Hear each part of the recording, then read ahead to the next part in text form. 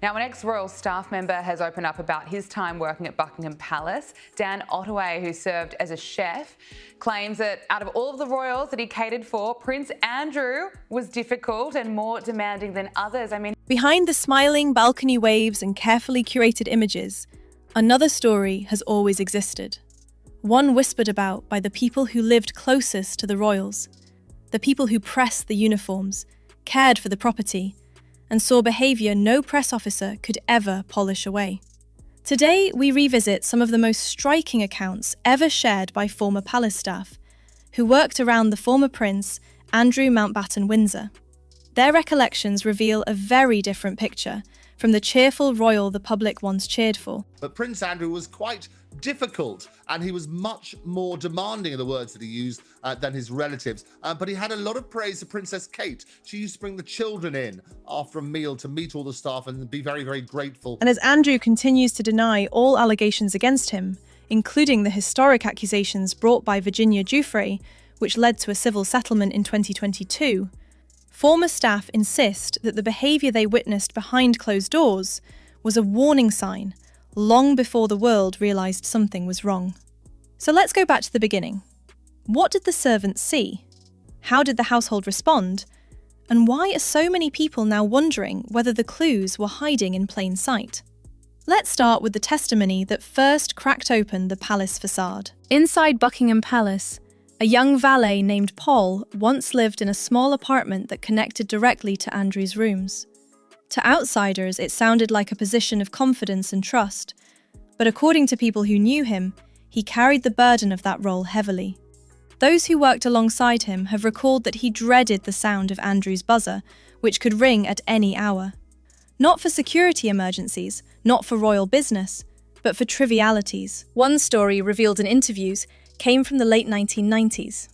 Andrew had a Jack Russell Terrier, and those who worked for him said, if the dog woke in the middle of the night, the responsibility fell to the valet, not the prince. Even at 2 or 3 in the morning, the buzzer would go off and Paul would be summoned to take the dog outside, while Andrew remained warm in bed. My dealings with Andrew were very minor and very few, but the odd occasion that I did have dealings with him, he was arrogant, he was rude, he was bumptious, and I don't take that from anybody, and I gave him as good as he tried to give me.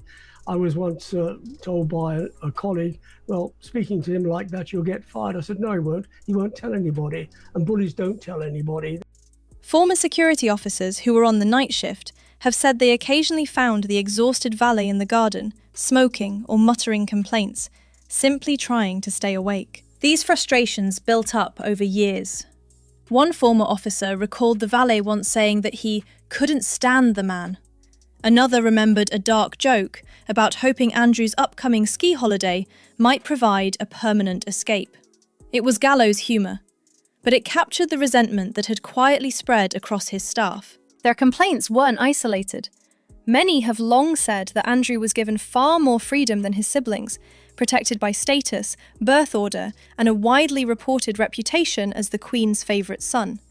Boundaries were rarely enforced, and bad behaviour often shrugged off as immaturity. Former palace workers have described a household where loyalty wasn't just encouraged, it was required. In that world, questioning a prince's demands simply wasn't an option. This hierarchy shaped every part of daily life. Staff ate in separate dining rooms depending on their rank. Junior workers used microwaves and kettles, while senior officials were served traditional meals by white-gloved footmen. Even in the staff stairwells, people moved with a quiet understanding of who stood above whom. Most who entered the household stayed for decades, tied to the institution by pensions, housing, and identity. It kept everything running smoothly, but also created a culture where speaking out felt impossible. Unfortunately, Prince Andrew was totally different. He could fly off the handle at the smallest thing. He would be abusive. He would shout, he would swear. So we had a particular issue with Prince Andrew. So this raises the question. If this was how Andrew behaved inside the palace, surrounded by people trained to maintain discipline and order, what happened when he moved outside that structure? This brings us to the silence that surrounded him for so many years. Protection officers were always present, but their role was strictly defined. They were there to keep him safe, not to intervene in his private choices. Officers who spoke anonymously to British newspapers over the years stressed that they didn't follow him into rooms, didn't accompany him to every meeting, and didn't question his company. They were staff, not friends. They worked beside him, not above him. Looking back, some admit they noticed things that felt off at the time. Last-minute trips, unusual itineraries, people arriving and disappearing quickly. Nothing concrete, nothing provable, but enough to make some uneasy once the later scandals came to light. The structure of the palace reinforced the silence. Loyalty flowed upward. Accountability rarely flowed downward. In this environment, even concerning behaviour could continue unchecked, because it was easier to keep quiet than to challenge someone born into power. Into this world walked a young housemaid named Charlotte, who would later become one of the most outspoken former staff members regarding her time working near Andrew. Her interviews, published in British outlets including The Sun and the Daily Mail, describe a man she found rude, temperamental, and impossible to please. Her claims painted a vivid picture. She described him shouting over a tiny gap left in the bedroom curtains, a gap so small she said she could barely see it. She recalled him storming down the hall, voice raised, leaving her in tears. Those who worked with her said this was not an isolated incident. His temper, they said, was unpredictable. One detail that captured national attention involved his well-documented collection of stuffed animals. Former Royal Protection Officer Paul Page famously testified in court that Andrew had specific instructions for how the soft toys were to be arranged on the bed. A laminated diagram reportedly showed each bear's position. If the arrangement wasn't perfect, he might become agitated. And the staff are there to look after him. The maids and the servants are there to look after him. And there's no reason whatsoever why a person with a royal title should be verbally abusive to his staff. But unfortunately, not many people understand the hierarchy within the palace. It's an archaic system. So it's a very, very old system. It's not like if you worked in an office and you swore at someone, it'd be dealt with. In the palace, it's totally different. People are too frightened to take the complaints higher up the chain. Bearing in mind Prince Andrew was the Queen's favourite. These stories sounded almost comical at first, but staff insisted there was nothing amusing about them. The pressure to meet impossible expectations turned daily tasks into emotional minefields. And when Charlotte said she left the palace with her confidence shattered, many former staff publicly agreed. But this wasn't the beginning of Andrew's entitlement.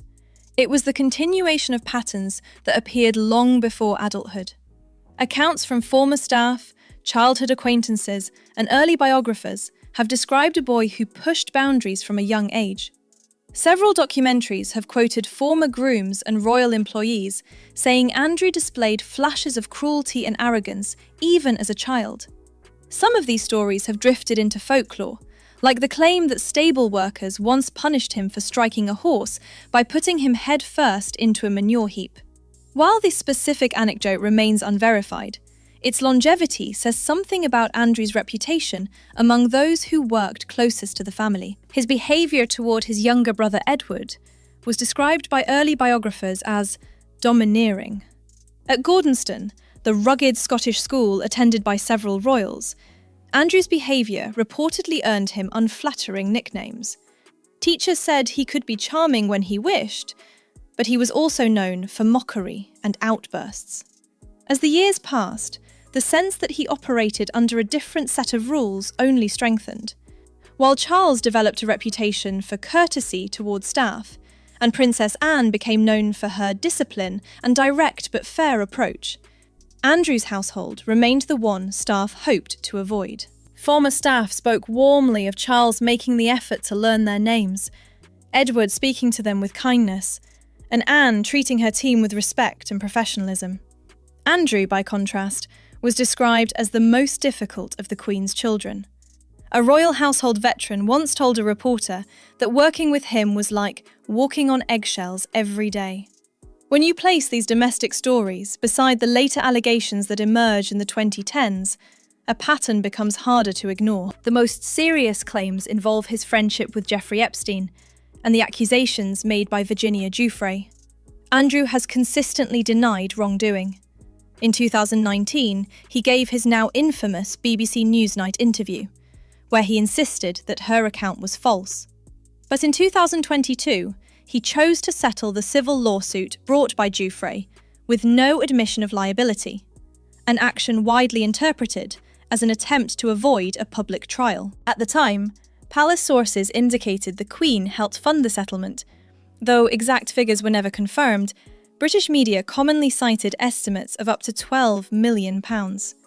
It was a moment that dramatically altered Andrew's public standing. When you combine these later events with the recollections of his staff, a picture emerges of a man who lived a life largely insulated from consequence. Where many royals balanced privilege with discipline, Andrew reportedly leaned into his status. Where others earned loyalty, Andrew demanded obedience. And where others developed empathy, Andrew's critics say he cultivated entitlement. So how did this dynamic take hold? Former staff say the structure of the palace itself played a role. The rigid hierarchy, the dependence on royal approval, and the financial ties between staff and the household created an environment where speaking out felt risky, and questioning a prince felt impossible. Loyalty was rewarded, silence was expected. This meant that troubling behaviour could continue unchecked, because the system was not built to confront it. It was built to protect the family name. And now, with Andrew stripped of military titles, royal patronages, and the ability to use His Royal Highness in an official capacity, many are asking whether more truths may still lie behind palace walls. Staff loyalty kept countless stories hidden for decades. As more former workers come forward later in life, retired and no longer bound by the fear of dismissal, we are hearing the kinds of accounts that once never left the building. Which raises one last question as we close.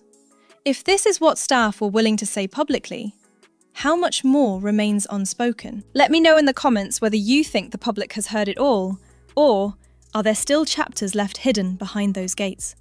And if you enjoy deep dives into royal history, scandals, and the stories the palace wishes we'd forget, make sure you subscribe so you never miss an update.